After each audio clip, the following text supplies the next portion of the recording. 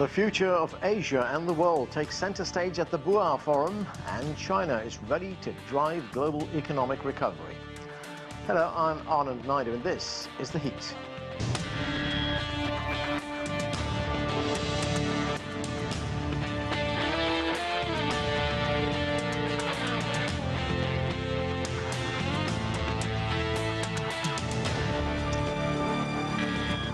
It's referred to as the Davos of Asia. The Boao Forum brings together world leaders to discuss regional and global development.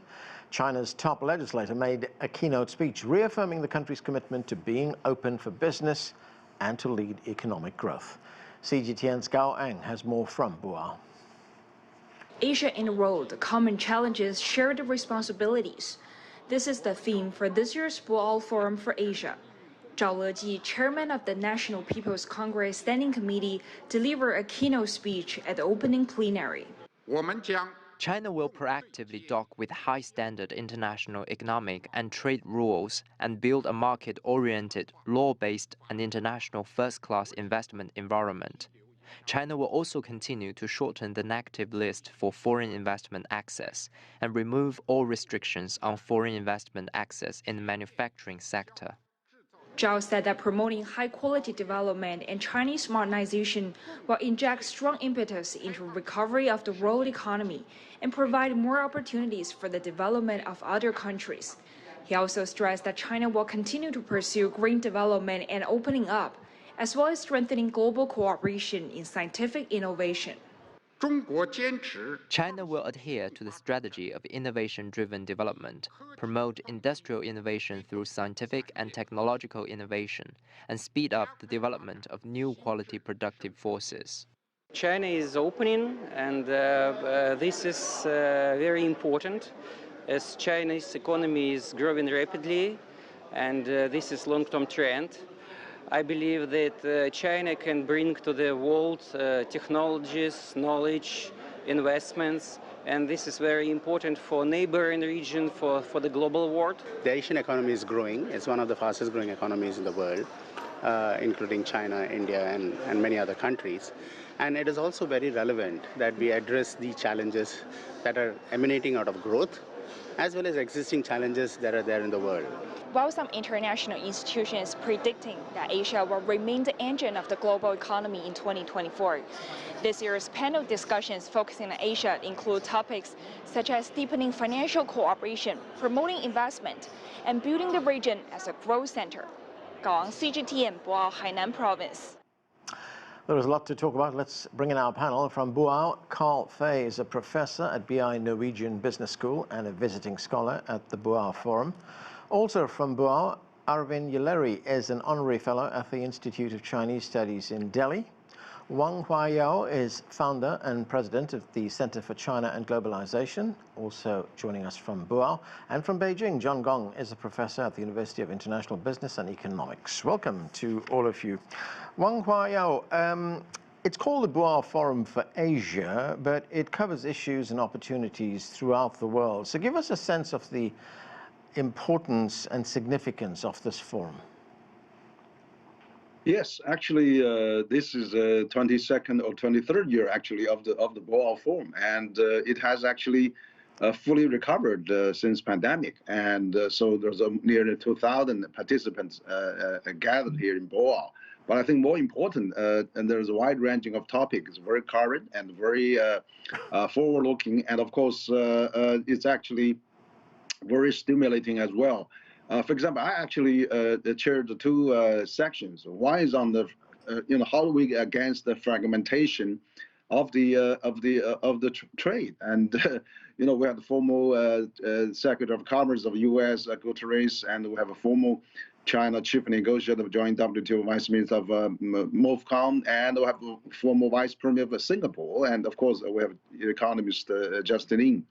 We don't talk about how we can avoid that. I mean, that's really an issue at this opening panel on that. And another panel I chaired is the how the entrepreneur of Chinese going global, and also trying to stabilize the domestic economy and invest more and work more. So what I think this message is sending is that people are coming back, and policy has been reassured. On top of that, we just had the China Development Forum in Beijing. President Xi met a large group of U.S. CEOs and strategists. And of course, we follow on that, we have another Boao Forum.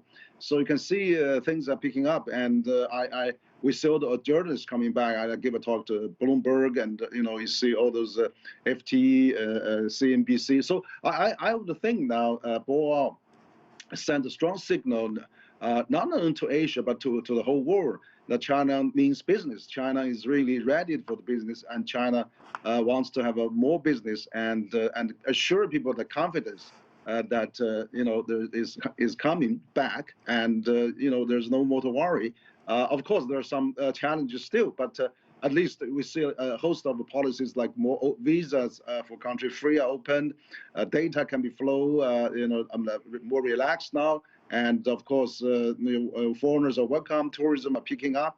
You see a host of things are improving, and Boao Forum just you discuss all those issues, and so I think it's really a good 3 or 4 days. Actually, it's quite a bit lengthy conference. And a lot of exchange, meet people. I met so many multinational CEOs, old friends, former politicians, and big gathering like this hasn't been really seen in the last several years during the pandemic. But now I'm glad that things are coming back. Carl Fei, you were one of the speakers at the forum. The theme this year is Asia and the world, common challenges, shared responsibilities. Do you detect there's something of a shift in the global order, with Asian countries beginning to play a bigger and more significant role? Yes, I do think that Asian countries, and in particular China, are trying to take a larger role as their economies grow. They're taking on some responsibility with that. I would also say that Boao Forum at this particular point in time is particularly important because we need to have different countries' leaders, different countries' companies meeting, as actually there are quite a few problems in the world right now. Some wars going on, some political tensions rising, more protectionism, some tariffs in different countries going up, figuring out things like how to deal with AI. So there's a lot of things to think about. But for example, speaking of China, they've done things like this event, trying to push for more free trade. Trying to work on poverty alleviation, bringing 700 million people out of poverty here in China, trying to take some of those learnings and spread them around the world, pushing for tech collaboration. And probably the policy that has had the largest influence, sort of on the world of China is the Belt and Road Initiative, which has been quite successful in trying to link parts of the world together and trying to help develop some of the less developed countries, through things like creating a light rail network in Ethiopia's capital, Addis Ababa, having support for some ports in different African countries. And, some people have criticized this, saying, oh, it's a, attempt to get assets from China. There have been some things that maybe were not as well thought out as they could be in terms of having countries take on too much debt and then having problems. Mm-hmm. Or, for the light rail in Addis Ababa, not really having enough financing for spare parts and so forth. This has now been solved. And I think my view is that it's a learning process. No one does everything perfectly the first time. And China step by step is learning quickly, as we've seen inside the country, the same thing external to the country. And so I think we really need to, thank China for the work that they're doing and the increasingly important role they're playing globally. Aravind, you were also a speaker at the forum. Good to have you with us. There was a report released at the forum which said that Asian economies are expected to grow by an average of 4.5% this year, with China expected to grow by 5%, driving global growth. Inflation we see in most Asian countries, it's easing. So what's the outlook for Asian economies? Thank you, Anand, for having me on the program. Yes, Asia's rise has been quite critical for the global growth. If you look at the contribution of Asia Specifically talking about India and China's contribution to the global growth, it has been approximately, half of the global growth, approximately coming 30% from China and 16 to 17% from India. Both these economies are transitioning. Both these economies are at different stage of transitions. While India is transitioning to manufacturing oriented, it is trying to reduce its over dependency on services. What we see in China is a transition to the higher value added, technology-oriented, innovation-oriented economic approaches. So you would see that the orientation of both the economies are different than each other, as well as at the same time, when the transition happens, the upgrading of the economies happens. Both these economies are complementing to each other, adding to the colossal growth rates in Asia. That also means that the spillover effect and the other Asian countries, other Southeast Asian countries, are also padding into it. That gives a scenario that Asia emerges as one of the promising region, and that would be converting into a larger traction to the global economic growth, and that looks quite optimistic to me. John Gong, we saw in our report at the beginning of the show that the chairman of the National People's Congress, the Standing Committee, he was talking there about China continuing to open up and attract foreign investment. Of course, this is not something new. China has been talking about this for a very long time. But where are we now? What is the status of that? How important is that for China? Well, I think, the notion of continuing opening up is just not lip service. I mean, there is really substance behind it. For example, the Chinese government's commitment to totally opening up the manufacturing sectors, no strings attached, no conditions. There's one example. There are some other examples as well. I think, I think the most important thing is the commitment to create a business environment that's a level playing field, essentially, for foreign companies. And keep in mind that China did apply to the CPTPP, what's called the Comprehensive and Progressive TPP, Trans-Pacific Trade Agreement, which has a very high bar in terms of the kind of market access a member country is supposed to provide. China is fully prepared to meet that standard. It is in the process of meeting that standard. So I think the notion of opening up has a lot of substance in it. China is continuing to move towards that direction.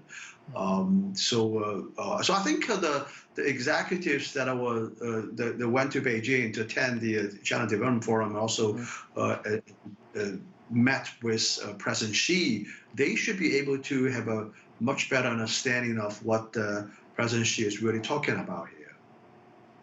John, just a moment ago, Wang Huiyao was telling us about that meeting that took place in Beijing, that conference there where the President Xi Jinping, addressed CEOs and other business leaders from the United States. At that meeting, the President Xi, he met with those business leaders.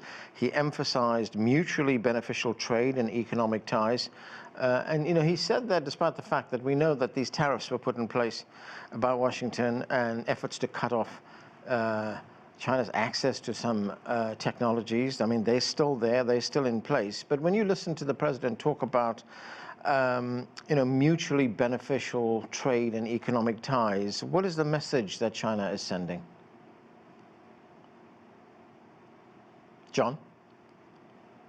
I think he sends out a strong message that foreign companies, particularly American companies, are very much welcome here in the Chinese market, and the government will do everything possible to help these companies. And I think there's also another thing probably a lot of people didn't pay much attention to, and he said China is about to introduce a whole set of deep reform measures structural reform measures to improve the business environment, to align China's all aspects of society to move towards that direction. Continued opening up of a market-oriented economy, and I would suspect that there's something big coming out soon. So I pay very much attention to that statement from President Xi. Wang Huiyao, the chairman of the national, at least the standing committee, the National People's Congress Standing Committee that I referred to earlier on, in that keynote speech that he made, he also referred or called on countries to transcend what he called the old mentality of bloc confrontation and zero-sum games. And he called on them to practice genuine multilateralism to build jointly an open world economy. But we know, for instance, that the relationship between China and the United States, these are the world's two biggest economies, it's riven right now by a lot of tensions. Can expanded trade and more economic links overcome these tensions?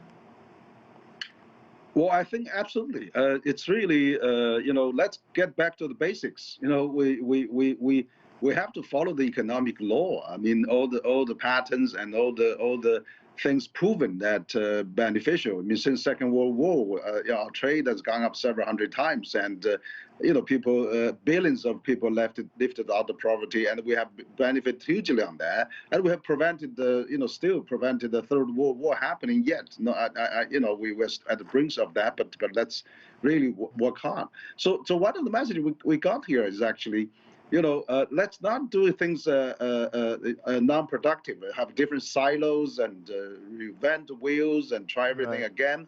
Every country busy on its own, and that's not good. I mean, we have to really take the competitive advantage, like David Ricardo proposed, long time ago. So I think the people realize it doesn't make sense that we have all those restrictions, tariffs, sanctions. Also, we should not have the overemphasized security. I mean, we have so many things going on, like Five Eyes strengthening, NATO expanded, we have AUKUS, we have a Quad, we have Camp David, we have many things built up, even around China. But let's pursue economic globalization like China does. I mean, China has already launched the Belt and Road, and AIIB president was here. And also we have, joined the RCEP and wants to join CPTPP. And furthermore, China have an economic cooperation summit with Africa, Latin America, Central Asia, Gulf countries, all those places. Shows that we are using the economic globalization, really trying to dampen those security, overemphasize on that. So I think that's a totally different philosophy. And I think China is on the right path because, after all, we need to really show the people the economic and benefit, the livelihood improvement is the bottom line for the whole world. We cannot just artificially stop you selling this and buying that and trying to prevent each other, and as with all those Cold War mentality, and that's going nowhere. I mean, decouple or de-risk, those small yard, high fence, doesn't really sound really to reflect reality. And of course, there's a security issue, but we should not overemphasize that. And really, if we lose the prosperity, lose the development, that's the biggest risk. That's the biggest risk to the security. If we have a small pie and we have we're going to have a fight probably on that. Let's enlarge on the pie. So, as Munich Security Conference theme this year was avoid a lose-lose. We should really work on making the bigger pie rather than go back to the silos and everybody does its own, and then it's going to be very counterproductive. Yeah. Carl Fei, one of the other topics that was discussed at the forum was reform of the International Monetary Fund, the IMF. Of course, this was an organization that was formed after World War II in 1945. It was a very different time. The United States was one of the major powers in the world, and much of the architecture of those international financial organizations that were created at that time, the architect of many of those organizations was the United States. But the world has changed now. We see Asian countries, we see China. They've garnered a great deal of financial clout, a great deal of influence. We've seen their economies and how they've grown. They want a bigger say in organizations like the IMF. How do you see that kind of thing play out?